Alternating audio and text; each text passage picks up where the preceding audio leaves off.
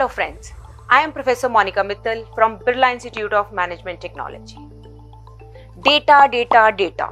We all are listening continuously about data, analytics, big data, etc. But to understand all these terms, what exactly they mean, one of the prerequisites is that we should understand the basic of statistics.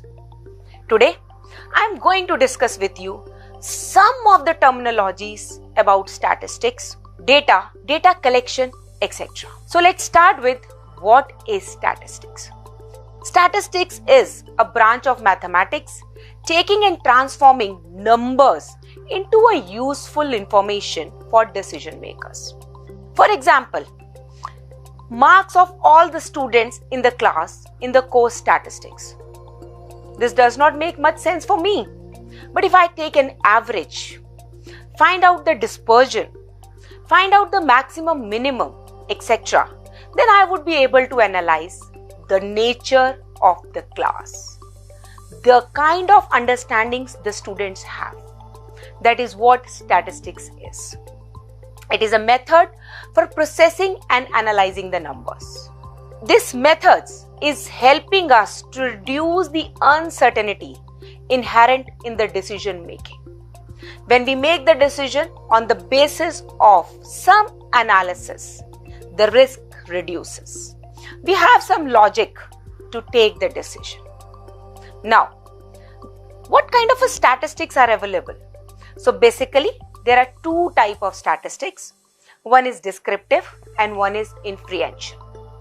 Descriptive is nothing but collecting, summarizing and describing the data. If I want to understand the demography of people living in Noida sector 19, I may collect their age, marital status, education, income, number of dependents in the family, etc.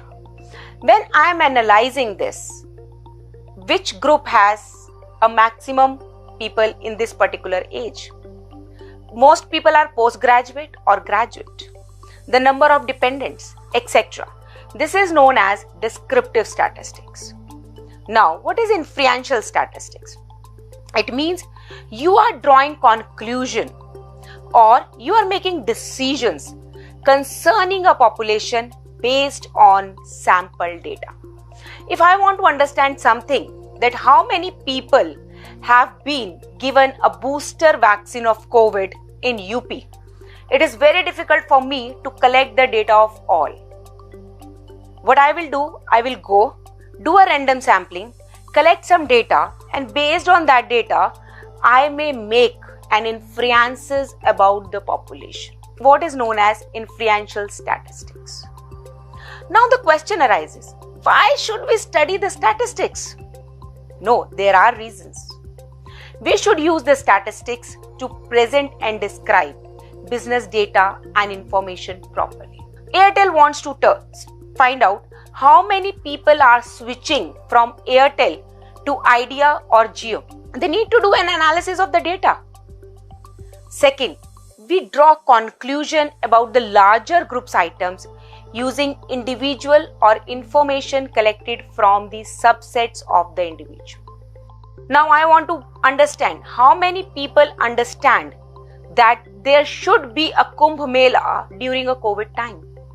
So I may collect the data from a sample and make inferences about the larger group. Third, make reliable forecast about a business activity. So based on the past data and analysis, we may be able to forecast our sales, production capacity, budgets, etc. Fourth, statistics help us to improve our business processes. We can analyze the cost of production, the material cost, the labor cost, etc.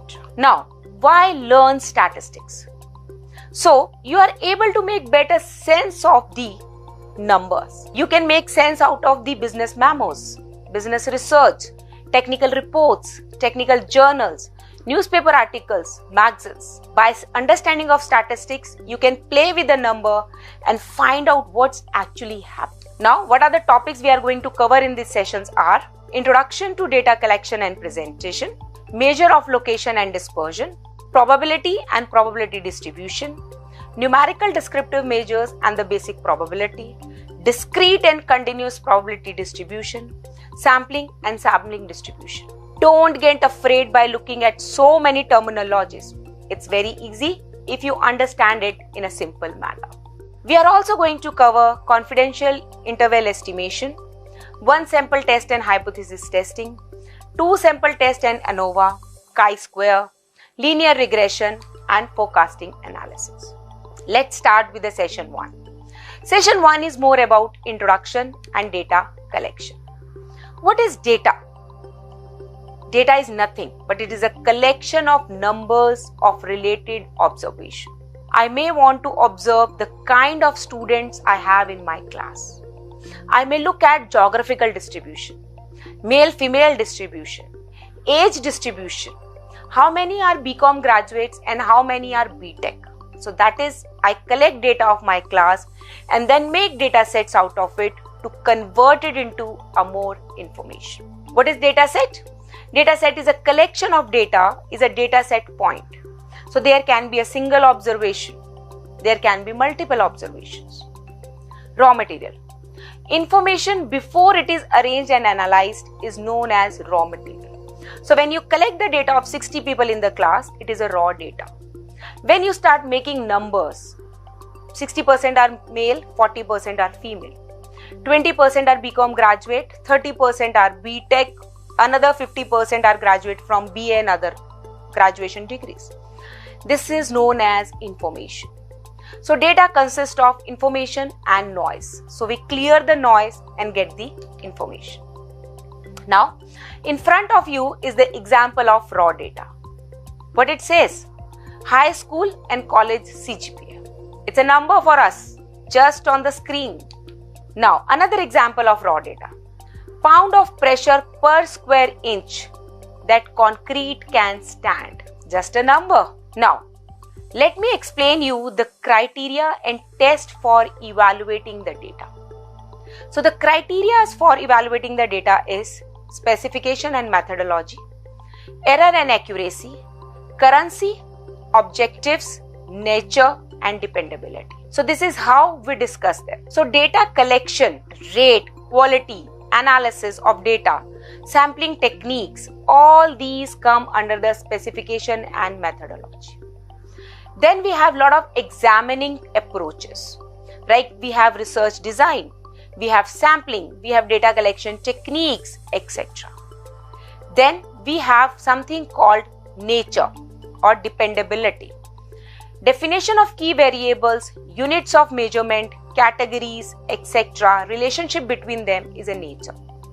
And finally, under the dependability, we check the credibility of data, we check the reputation, we check the trustworthiness of the scores, etc. So this is our different criteria for data. Now, let us understand the basic terminology: element, variable and observation. Element are the entities on which the data are collected. So if I have 60 students in my class, then each student is an element. I am collecting the age, hometown, gender, etc. for that particular element. Variable is the characteristics of interest for the element. Now what I just stated as age, hometown, etc. are the variables. When I collect all these data for 60 people, it becomes my observation. So set of measurement collected for a particular element is called as observation. The total number of data values in a data set is the number of elements multiplied by the number of variables. Very easy to understand. Now in front of you on a screen, there is an example to it. So if you look, we have company for which we are collecting a lot of data, right? And on the left hand side, you see the name of the companies. And on the right hand side, you see we have a data of various elements like stock exchange, annual sales, etc.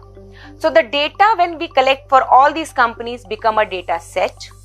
Stock exchange, annual sales, etc. are individual variables. And the companies for which we are collecting the data is known as elements.